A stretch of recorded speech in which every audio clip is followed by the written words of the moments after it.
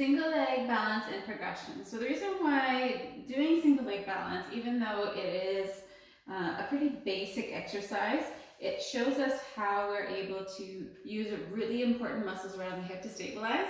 And so if we're in that single leg balance and we are leaning to the side or hiking up the hip, then we're going to have potentially discomforts in other areas and lack of stability around the hip, which is going to get things in this area potentially irritated. So if you're doing your single leg balance and you're on the one leg and you're able to really engage through the glute, press through the heel, and keep the hips level, then you're going to be improving your stability on that one leg no matter what sport you're doing, and also just for your posture, regular walking, and improving this pelvic stability, because this is a large bone that has to accept load.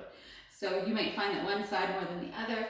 Having a mirror in front of you is essential when you first start doing this, and making sure as well that you have a chair behind or in front of you, so that if you're not able to achieve that and you have to find that you're compensating, that you can use the chair to offload. So don't leave that out of the picture. It's so important at first. So finding that strength, and then you will find after a while things are shaking and you're getting fatigued, and ideally you're building endurance and strength in that muscle.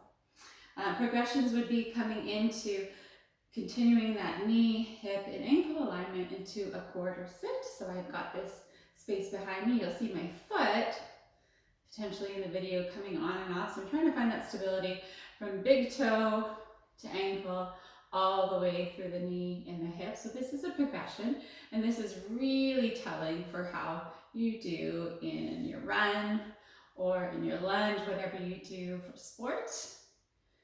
And if that's not going well for you, then you can do a hip abduction, have a counter in front of you, bring the leg slightly back into the side to really work on more strength through this glute medius, which is what stabilizes your hip through that movement. So starting with that single leg balance, making sure that you are doing that correctly with correct alignment, potentially doing progressions, but coming back to more strengthening exercises. So if you find that this one is valuable, make sure again you're not leaning over, tipping over, that you're feeling it only through this muscle. So you're not arching your back, and you're doing 2 sets of 10 with the support, the counter in front of you. So that was single leg balance and progressions.